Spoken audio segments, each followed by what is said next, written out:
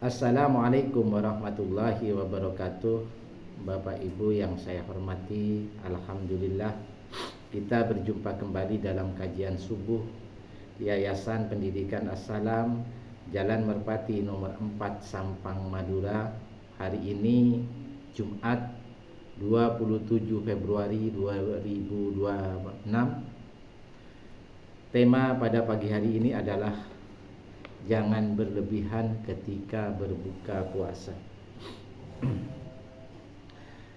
Bapak Ibu yang saya hormati, Ramadan itu sebenarnya adalah bulan pengendalian diri. Artinya kita harus menempatkan porsi kita seperti daripada visi dan misi bulan Ramadan, yaitu bahwa kita harus hidup sederhana. Kita harus akrab dengan rasa lapar. Kita harus mengendalikan diri tentang ucapan-ucapan yang tidak perlu atau tidak bermanfaat. Puasa sendiri adalah bertujuan melatih kesederhanaan, dan menjauhi hal-hal yang sifatnya berlebihan. Bapak Ibu yang saya hormati, namun di dalam keseharian perlu adanya evaluasi pada diri kita, terutama ketika kita berbuka puasa. Kita lihat di tengah-tengah masyarakat, kalau menjelang berbuka puasa gegap gempita orang yang menyediakan takjil atau hidangan berbuka puasa yang melimpah. Nah, ini yang perlu kita sadari, bahwa ketika kita itu mau menyiapkan hidangan, maka sebaiknya tidak berlebih-lebihan.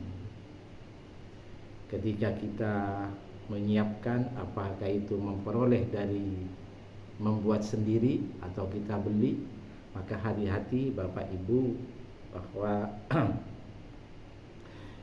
tujuan kita berpuasa adalah dalam rangka kesederhanaan, dalam rangka agar kita akrab dengan rasa lapar ketika di bulan Ramadan.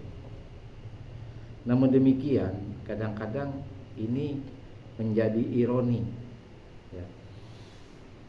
kita lupa bahwa berpuasa itu tidak hanya urusan menahan lapar dan haus, tetapi bahwa puasa itu dalam rangka untuk mendekatkan diri kepada Allah.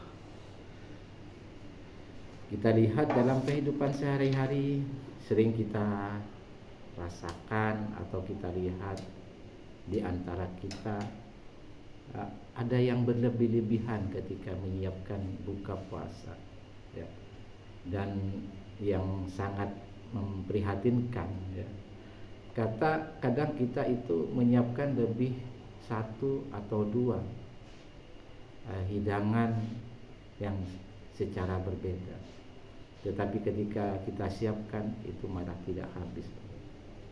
Nah, ini yang perlu kita perhatikan. Jadi jangan sampai kita tunduk kepada syahwat perut kita. Kita ingat bahwa puasa dalam rangka pengendalian diri. Maka oleh sebab itu Bapak Ibu, ketika kita mau menyiapkan takjil atau buka puasa, maka sebaiknya diri kita itu harus dikendalikan oleh kalbu kiri kita. Karena kalbu kiri ini dapat membaca, dapat mengendalikan makna daripada ibadah puasa itu, terutama pengendalian diri dalam rangka untuk mendekatkan diri kepada Allah. Ini pentingnya di sini Bapak Ibu. Karena di dalam kalbu kiri itu ada sarana berupa jiwa, akal, yang mampu mengendalikan kita, karena seringnya berkomunikasi dengan Allah Subhanahu wa ta'ala. Tetapi ketika Bapak Ibu itu dikendalikan oleh fikirnya, sudah pasti akan terdorong hawa nafsu di dalamnya, akan terdorong kecintaan kepada dunia yang berlebih, sehingga ketika menyiapkan takjil dan berbuka puasa itu lupa bahwa hakikat berpuasa itu adalah pengendalian, tidak boleh berlebih-lebihan. Mari kita lihat, kita renungkan Al-Quran surat Al-A'raf surat 7 ayat 31. A'udzu billahi minasyaitonir rajim. Bismillahirrahmanirrahim. Wa kulu washrabu. Makan dan minumlah sesukamu. Ini Allah mengingatkan kita, ya. Boleh silakan sekehendak kita, apapun yang kita makan yang penting dihalalkan oleh Allah, ya. Silahkan gitu loh. Wala tusrifu, ya. Dan janganlah berlebih-lebihan. Allah mengingatkan ini. Janganlah berlebih-lebihan, terutama ketika berbuka puasa. Karena intisari di dalam berbuka puasa itu kan sebetulnya rasa syukur, dan puncaknya ketika kita itu ketika mendengar adzan itu puncaknya di situ. Makanya ketika orang berbuka puasa ada hadis Nabi yang begitu memotivasi kita agar ketika berbuka puasa berdoalah kepada Allah, karena pada waktu itu doanya tidak tertolak. Ini saking sakralnya berbuka puasa. Maka mudah-mudahan kita tidak mengotori dengan hal-hal yang sifatnya berlebih-lebihan. Jadi ketika berbuka puasa kita memulainya dengan berdoa, ya. Kemudian doa secara khusus kepada Allah. Nah, kemudian dilanjutkan dengan makan buah kurma, ya. Buah kurma. Nah, setelah itu, atau kalau tidak ada buah kurma, kita minum air. Kalau mengikuti Rasulullah, maka kita sholat dulu. Nah, disitulah indahnya Bapak Ibu. Disitulah kenikmatan Allah berikan kepada hambanya. Jadi bukan sekedar diukur dari beraneka ragamnya hidangan, tidak. Tetapi di situ ada semacam tuntunan ketaatan kita kepada Allah. Baru setelah selesai sholat maghrib, mungkin kita lanjutkan dengan memakan makanan yang lain. Tapi ingat, tidak boleh berlebih-lebihan. La yuhibbul musrifin. Sesungguhnya Allah tidak menyukai orang-orang yang berlebih-lebihan. Jadi